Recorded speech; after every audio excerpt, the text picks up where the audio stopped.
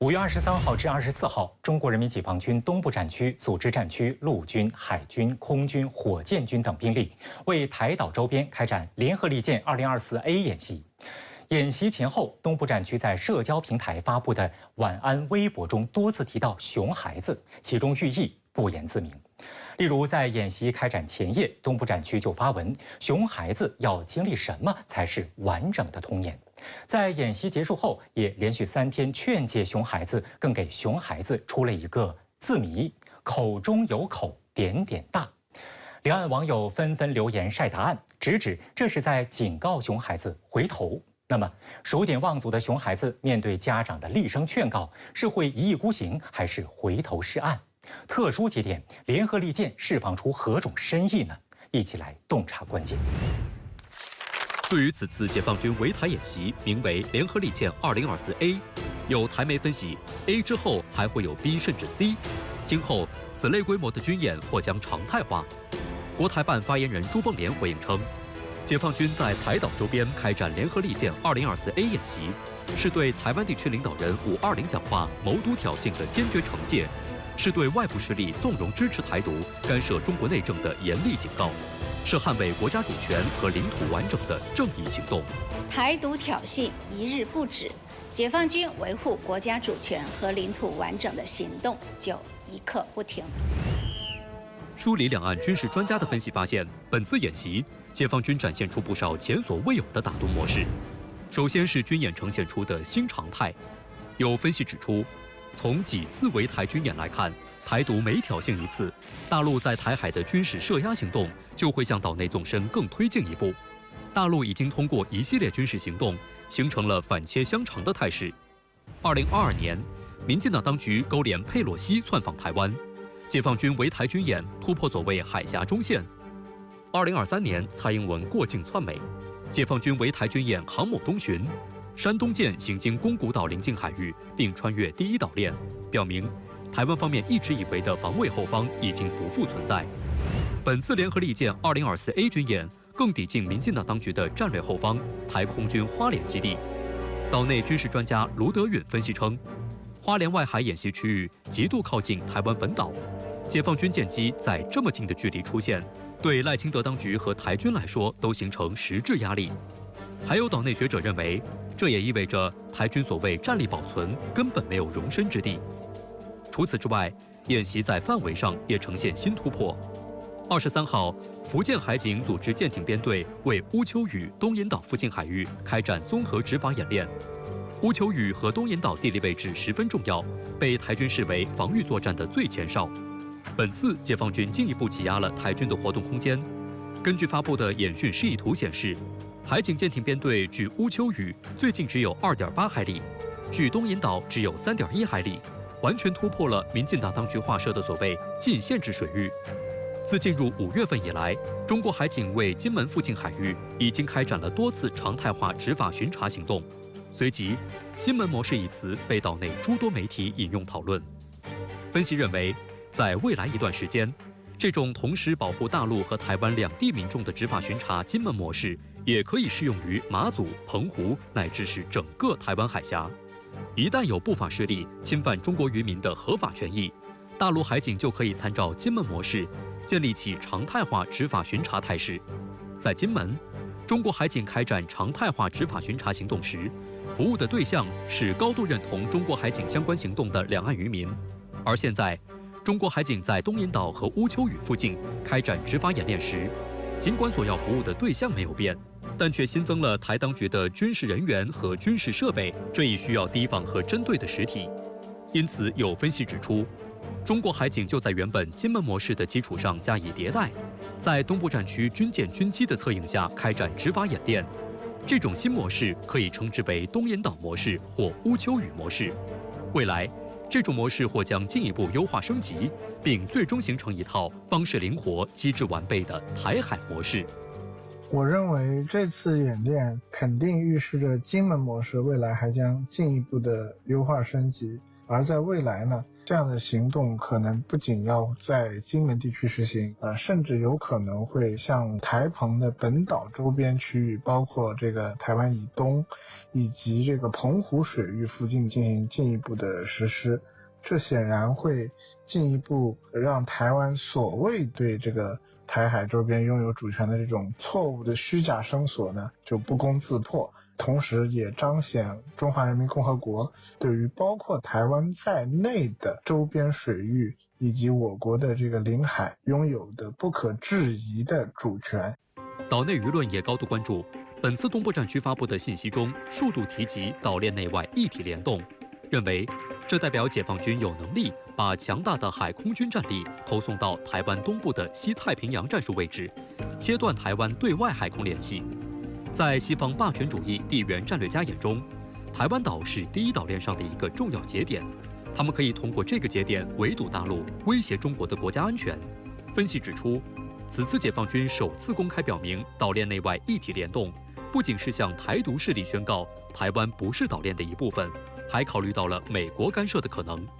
环台的5路大军中有4路分别部署在台东、台东西南、台西南部海域地区，就是防备驻菲和驻日的美军。岛链外就是指说我拒止你这个美军或日本的军队来，不要跟我讲说，台湾有事就是日本有事，你日本有什么本事，对不对？我们特别要问一下，你美军有什么本事？所以岛链内外，我们特别要注意到，它这就意思就是很明显的，当你美军或日军有要来驰援的话，它可以拒止你，不让你进来。针对本次围台军演，美国国务院发言人日前对解放军在台湾周边开展军演表达关切。对此，外交部发言人毛宁回应称，台湾问题纯属中国内政，不容任何外部势力干涉，美国无权说3道4。中方在台岛周边开展军事演习，是对台湾地区领导人520讲话谋独挑衅的坚决惩戒，是对外部势力纵容支持台独、干涉中国内政的严厉警告，是捍卫国家主权和领土完整的正义之举，完全符合国际法和国际惯例，完全正当必要。此前，美国海军方面也曾声称正在关注印太地区的所有活动，但实际上，美国针对大陆围台军演的反应一直停留在口舌之快层面。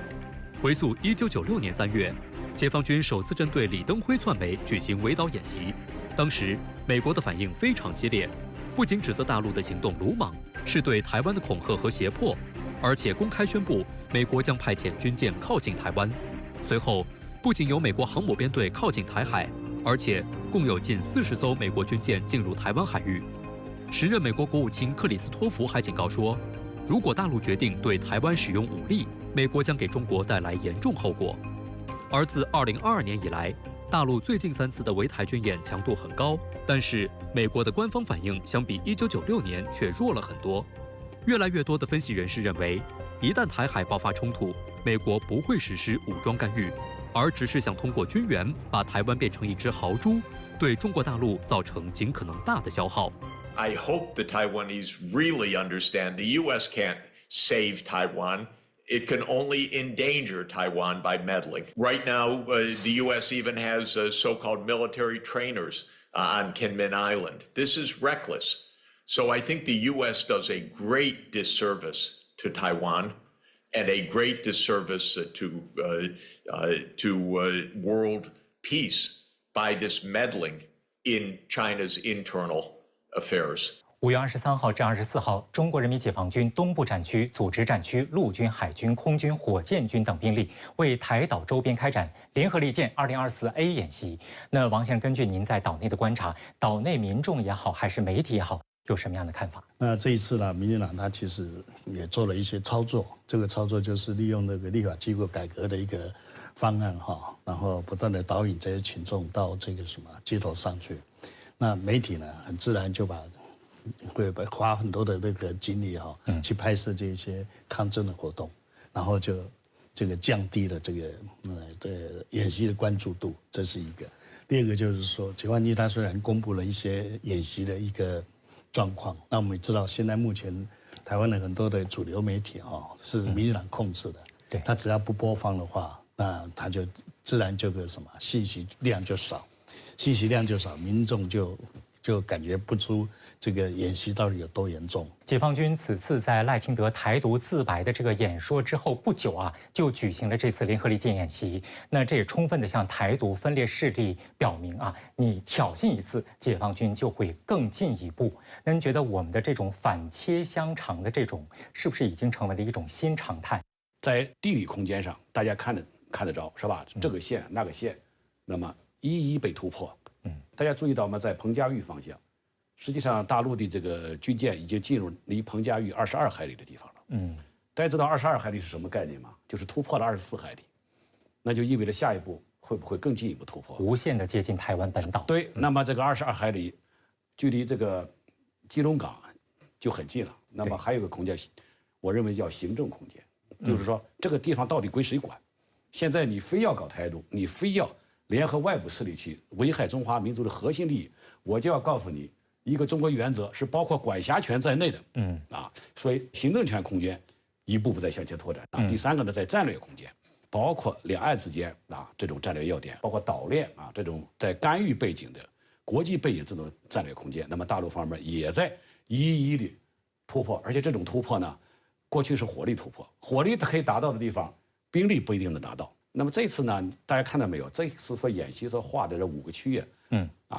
都是兵力到达区域，对吧？包括尤其是东部那个地方特别受关注。对，东部过去是导弹落点，是吧？现在是兵力到达区域。这次演习当中呢，特别值得关注的一个亮点就是东部战区也提到了岛链内外一体联动。郑先生怎么来理解岛链内外一体联动？这个岛链呢，实际上是遏制中国遏制中华民族复兴在内的那么这么一个地缘战略的这样一种概念。为什么这一次的岛链内外一体这个就是告诉这一次演习的内涵，它不仅仅是对着赖清德，还对着赖清德的讲话能所体现的背后那个势力。因为在赖清德的讲话里边，我们可以明显的看到埋藏的另一条线，就是他完全是按照美国这个对华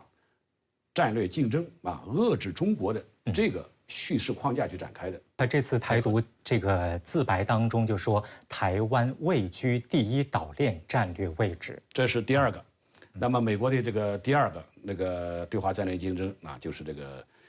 搞这个军事安全的围堵。那么我们这个岛链内外一体联动，就是要粉碎你这个梦想。其实我们这次演习当中，东部那个位置就是防止外部势力介入的，等于说断了它的这个输血管。这个你觉得民进党当局能够了解到这个情况吗？我想他应该看清楚了，这个演习的训练，这个演训区实际上有3个演训区与这个应对外部干预势力是有关的。第一个呢，就是这个你说的东部的方向但是干涉势力那么来的这个更大几率的方向实际上是南北一个是北方向，对吧？从冲绳南下那个方向，一个是南方向，从巴士海峡菲律宾这边北上。大家看到没有，在这2个方向都布置了演习区，对吧？这个就是很清楚的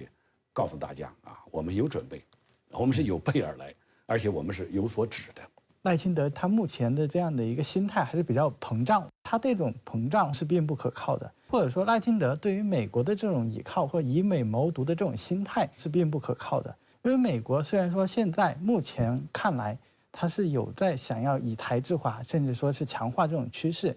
但整体来看，美国在台湾问题上它的这样的一个战略模糊的姿态是没有发生本质改变的。所以说，一旦说赖清德未来走向一个台独比较激进的路线，那美国很可能会减少对赖清德的一个支持，甚至转而去这个管控赖清德，就像陈水扁当年执政的中后期一样，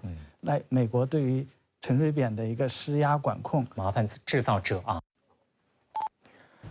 5月27号，正在瑞士日内瓦召开的第77届世界卫生大会作出决定，拒绝将个别国家提出的所谓邀请台湾以观察员身份参加世卫大会的提案纳入议程。这是世卫大会连续8年拒绝涉台提案。由此可见，台独没有国际市场是现实，更是不变的事实。那么，台湾参与世界卫生组织究竟有无可能性？在台湾绕开中国大陆、单方面闯关世卫组织的问题上，美台为何明知不可为而为之？其背后的真实动机究竟是什么呢？一起来洞察关键。5月27号，第77届世界卫生大会总务委员会和全会分别作出决定，明确拒绝将个别国家提出的所谓邀请台湾以观察员身份参加世卫大会的提案列入大会议程。这是世卫大会连续第8年拒绝所谓涉台提案。中国常驻联合国日内瓦办事处和瑞士其他国际组织代表陈旭大使在大会发言中表示，在中国台湾地区参与世卫大会问题上，中方立场是一贯的、明确的，即必须按照一个中国原则来处理。这是联大第2758号决议和世卫大会第25.1号决议确认的根本原则。民进党当局顽固坚持台独分裂立场，导致台湾地区参加大会的政治基础不复存在。国台办27号、29号接连发声。29号，国台办发言人朱凤莲就称，在世卫大会期间，100余国通过专门致函世卫组织总干事等方式，明确支持中国立场。这充分说明，一个中国原则是人心所向、大义所在。国际社会坚持一个中国的格局不可撼动。世卫组织按照一个中国原则处理涉台问题，得到国际社会的坚定支持。企图不通过两岸协商，借助外部势力参与国际组织及其活动是行不通的。民进党当局每滋事挑衅一次，国际社会坚持一个中国的格局就稳固一分。妄图挑战一个中国原则，只会失道寡助，四处碰壁。中国外交部发言人则表示，中方在世卫大会涉台问题上的立场得到国际社会的广泛理解和支持，100余国通过专门致函世卫组织总干事等方式，明确支持中方立场。这充分说明，一个中国原则是国际社会人心所向、大势所趋，不容任何挑战。我呼吁民进党当局啊，如果你们是真的关心健康，就不要再借着世卫大会去搞政治了。已经8年了，你们还学不会吗？回顾过往，早在1997年，台湾当局就曾向世卫组织提出了参与申请，由此，台当局开启了诉求参与世卫组织的长达20余年的历程，并在此过程中形成了台湾能或不能参与世卫组织的惯常性操作模式。能参与的操作模式是基于一个中国原则，经由两岸协商，最后台湾务实参与的模式。不能参与的惯常操作是没有一个中国原则做基础，台当局绕开跟大陆协商，单方面闯关世卫组织的操作手法。世卫组织现有2种参与形式，即完全参与和部分参与。完全参与是指世卫组织会员只要按照世卫组织相关规定承担规定义务，就可以完全参与该组织各项会议，并在参与过程中享受各项权利。部分参与是相较于完全参与而言，参与层级、参与过程和享有权利范围受到一定限制。这部分参与主体主要包括世卫组织观察员、与世卫组织通过正式协定联系的国际组织、与该组织职责相关的国际国内政府或非政府组织、其他必要非国家行为体等。在2009年至2016年马英九执政时期，台湾地区曾以中华台北名义观察员身份参加世卫大会，这是在两岸都坚持体现一个中国原则的9·2共识基础上，通过协商做出的特殊安排。但是，民进党当局自2016年5月执政后，一边顽固坚持台独分裂立场，拒不承认9·2共识，自毁台湾参加世卫大会的政治基础，一边回避两岸互信协商的正道，走上卖惨求援的歪路。近8年来，每逢世卫大会前夕，民进党籍民代和一些台湾民间组织便会组织所谓的世卫行动团，到日内瓦国际机场车站举办特展，声称要让世界看到台湾在医疗技术及国际医疗交流的实力。这个团体还规划巧遇世界卫生组织总干事谭德赛，向他当面卖惨，表达入会诉求。据报道，5月26号，世卫行动团借着世卫组织举办健走活动的机会，围着世界卫生组织总干事谭德赛本人对话。然而，在提到台湾无法参与世卫大会时，谭德赛再次重申要看会员国的态度。民进党当局顽固台独立场，被拒实属应有之义。但是，民进党当局不仅执迷不悟，还向美国、日本等国求外援。早在1个月前，美国国务卿布林肯就发表声明称，美方强烈鼓励世卫组织邀请台湾以观察员身份参加今年的世卫大会。美国国务院负责东亚及太平洋事务的助理国务卿康达也曾先后在参众两院针对美国对台政策举办的听证会上做了同样的表达，强调拜登行政团队正在加大努力，为台湾地区参与国际组织发声，包括即将举行的世界卫生大会。这个布林肯还是没有提案啊，美国为什么不提案？你讲话都讲到这个程度，说会支持台湾到最后一刻，他说以前的案根本就送不到联合国大会，所以我说这种都是政治实力的展现啦，不要吹牛啦。除了世卫大会，民进党当局还丢掉了包括国际民航组织大会、国际刑警组织大会、联合国渔业会议以及联合国气候大会等等技术性会议的观察员席位。由此可见，一个中国原则早已经成为国际社会普遍共识。民进党当局每年会编列大量的预算，用于拉拢美国部分的政治人物。为了把这些钱送给美国的一些政客，他们会利用各种各样的理由和方式。民进党当局应该明白，世界上很多东西用金钱是买不到的。坚持一个中国原则是人心所向，大势所趋。民进党当局再怎么样砸钱搞所谓的国际突破，都是徒劳，最后的结果只能是搬起石头砸他们自己的脚。实际上，在520赖清德就职讲话之后，多国政府、政要和友好人士近日持续发声，重申恪守一个中国原则，遵守联合国大会第2758号决议，反对任何形式的台独分裂以及外部势力干涉中国内政的行径。就在5月23号，联合国秘书长发言人迪亚里克在记者会上再度重申联合国的立场：台湾是中国的一个省。On the issue of China, we are guided by the General Assembly resolution of 1971. And what does that mean in this context? Well, it means in terms of our standing on Taiwan as a province of China. 实际上，自2016年民进党当局上台以来，实施渐进式台独，联合国严守立场，没有给民进党当局一丝谋独空间。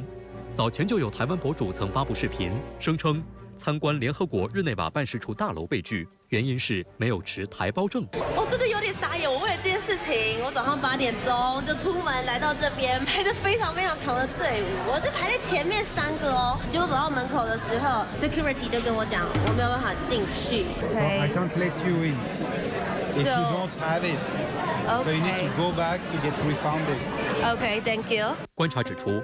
赖清德在就职讲话中大放厥词，不仅引发两岸关系空前紧张，更加剧缩小台湾在国际社会的活动空间。据台湾联合报日前报道，有岛内民众在社交软件上反映，近期奥地利认定台湾的所谓国际驾照无效，因此仅持台湾的所谓国际护照无法在奥地利自驾。据报道，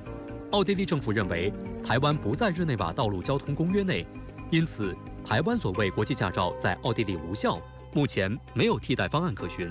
仅持台湾所谓国际驾照的岛内民众只能改用其他交通方式。评论指出，要解决国际驾照问题，首先得在联合国的框架内。日内瓦道路交通公约由1949年夏季在日内瓦举行的联合国公路和汽车运输会议拟定并开放公签署，现有102个缔约方，2个公约奥地利都已签署加入。根据中国政府向联合国秘书长发出的照会，中国香港和澳门地区在回归后继续适用该公约，但台湾当局于1957年6月27号篡用中国之名加入该公约的行为非法，故应视为无效。更让赖清德感到头疼的是，如今台当局摇摇欲坠的友邦。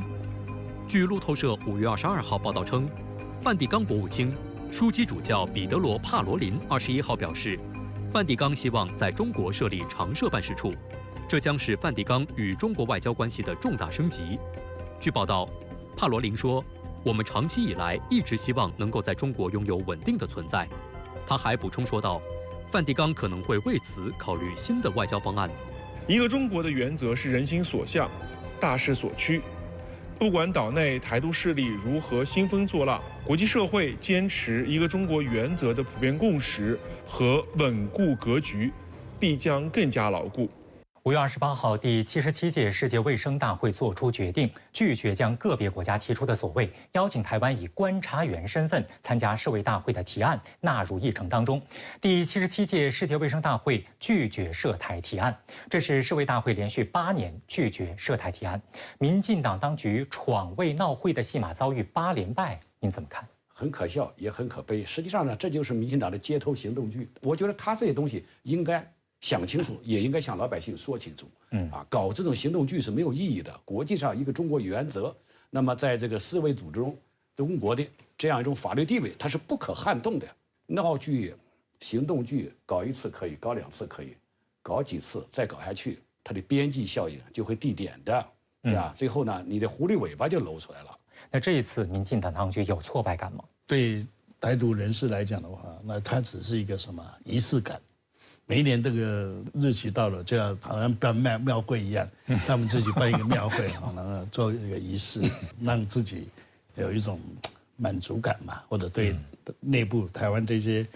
支持台独的这些人士，看我们再把台湾再带向国际啊，造成这样的一个这样给他一种印象。其实美国也每年都在炒作所谓的台湾参加世卫大会的问题。我记得前不久这个美国国务卿布林肯甚至说强烈鼓励台湾加入。美国到底是什么图谋？要选举了嘛，对不对？事实上我们可以看得出来，就是说，他们只有喊话，但实际上要他真正的去投票的话，好像美国也从来不出头的。所以美国也是看着中国的脸色喊还是要喊都是喊给他国内听的。那实际的操作呢，他其实根本是不可能的。赖清德台独自白演说，仅1周之后，美国国会众议院外交委员会的主席麦考尔就率团窜台。这个美国释放了什么样的一个信号？美国在台湾问题上可能会采取一种两面性的战略模糊策略，